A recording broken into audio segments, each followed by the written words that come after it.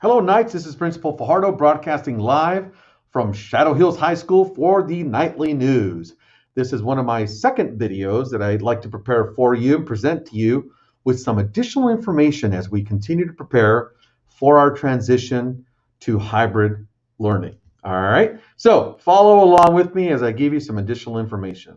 As you all know, last week I did share with you that we do have our COVID-19 safety plan that was prepared by the district, submitted to the state of California and to the county of Riverside County, that is. And so it's been approved. The information is available on the website. And we continue to provide these video segments that our students will be creating for you as well, that we will be launching fairly soon. So make sure you look out for those that are up and coming pretty soon. All right.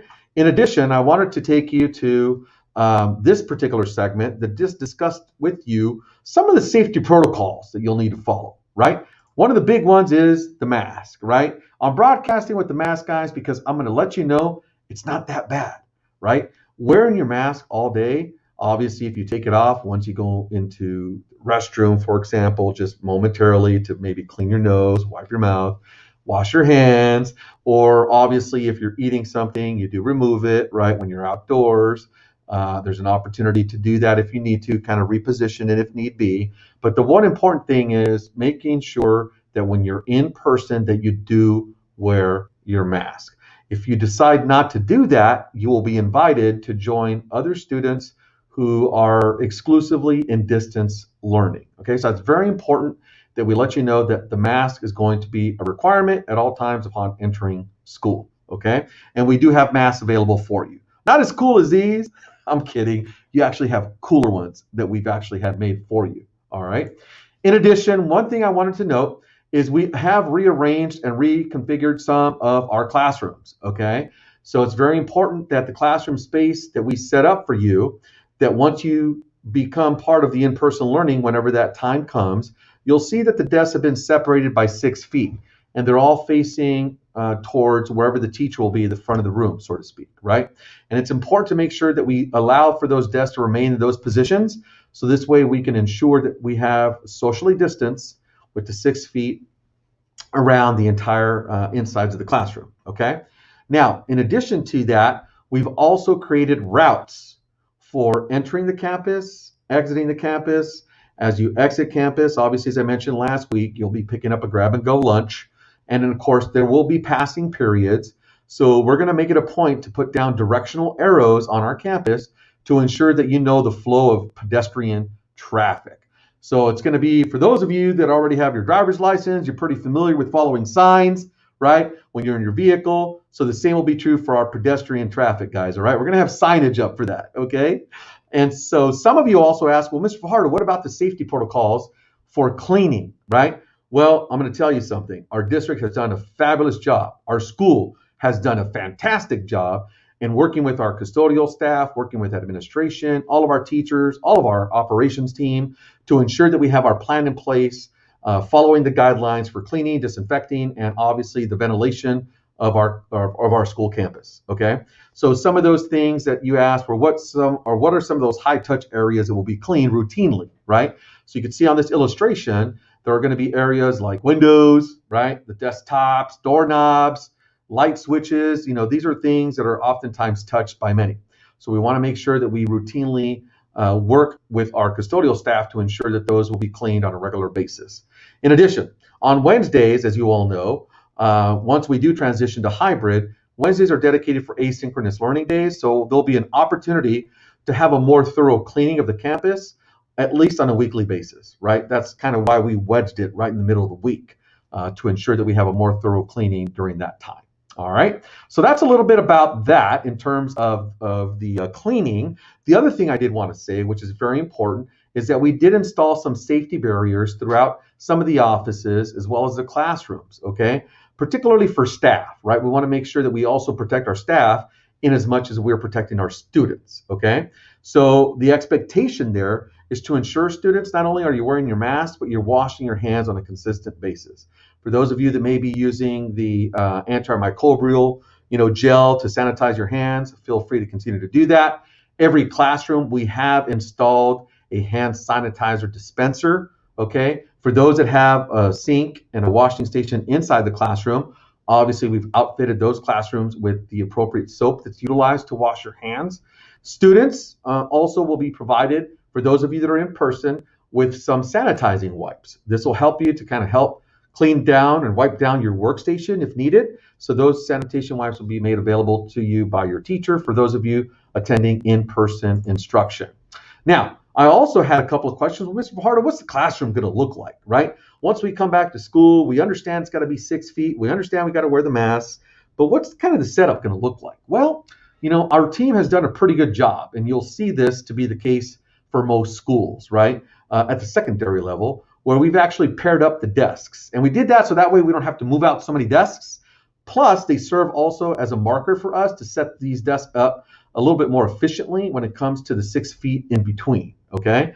So again, that's why I stressed, when you get to school, make sure you leave the desks exactly where they're at, okay? So the one thing I have to say is this.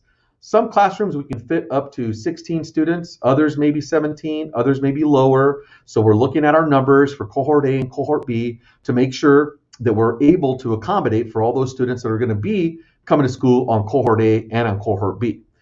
A question that came up from one of the students was, well, what about charging our Chromebooks, Mr. Pardo? Where do we get to charge those on campus if we have to be 6 feet from everybody? Great question. I'm going to tell you this.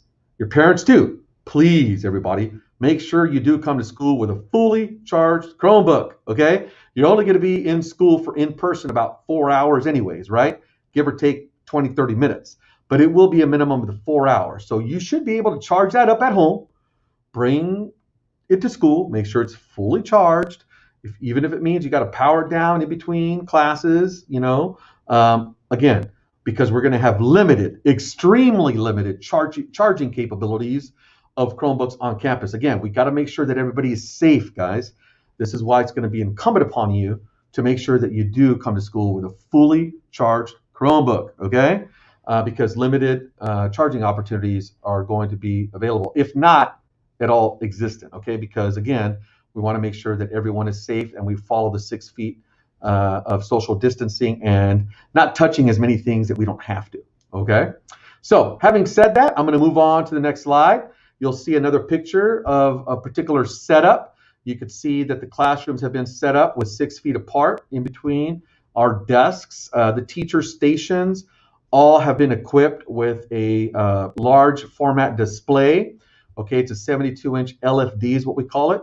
We're also going to use these huddle cams, and the huddle cam, for those teachers that want to use it, will help to follow the teacher wherever they may be navigating at the front of the classroom. And it's a remote control, so they can zoom in, zoom out on their instructional pieces that they need to, in addition to have the camera follow them. Now, we've also installed what's called an amplification sound system. It's called a Lightspeed from the company Red Cat. So each teacher received one of those for in-person instruction to ensure that students, not only that are in person, can hear the teacher, but also those students that are also in distance learning that are connecting to that same class can also hear.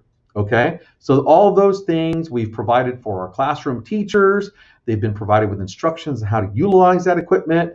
And more importantly, students, it's an opportunity to really see and glean from how these tech tools can help transform our learning experiences, right? So we're pretty excited about putting those to work.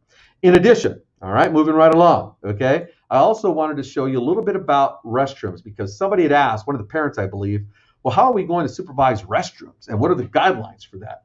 Great question, okay? So one of the things that we've strategized on is that students will use the restrooms during class as opposed to between classes to prevent large groups of students, hanging out in the bathrooms, excuse me.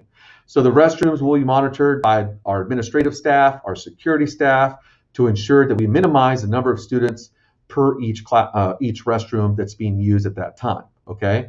So I'll give you an example. In boys' restrooms, for example, the urinals, right? We had to cover certain urinals up, so this way we can ensure 6 feet of distancing in there. The same may be true for other restrooms whose restroom stalls are not necessarily 6 feet from one another. So in some instances, we could leave some of those stalls made available, and others we may have to section them off, okay? So your teachers will be working on a system to ensure that we do track students who may be exiting and entering the classroom. Again, all in the interest of safety. You'll learn more about that once you get to campus to learn about those protocols, okay?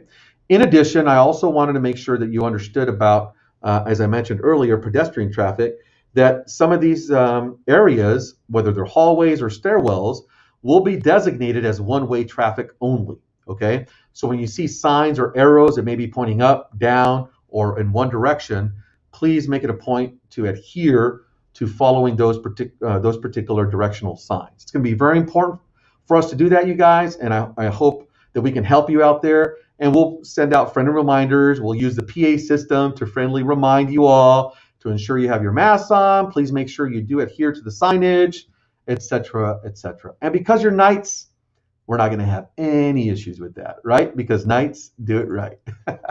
The same is true for the elevator, ladies and gentlemen. So obviously the elevator will be on a limited basis for those students who need the elevator. They will be utilizing the elevator. And again, our recommendation here will be that no more than 2 people in an elevator.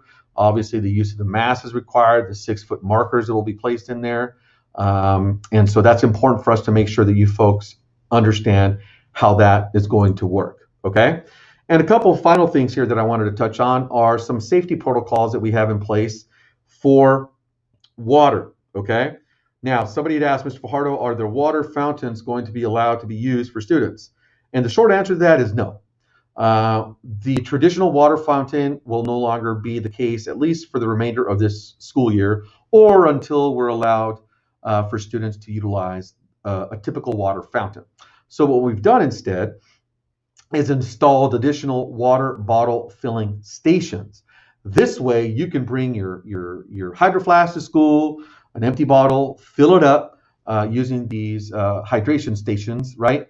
And ensure that you have water made available for you to drink the whole day. We want you to stay hydrated. Obviously, it's getting warmer as the season changes.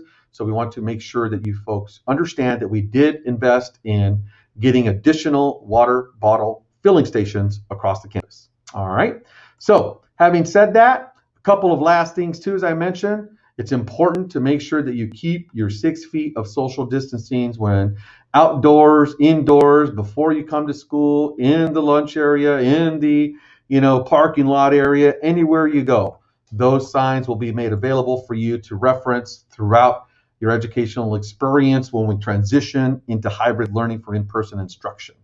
And finally, students, as you all know, we are Knights.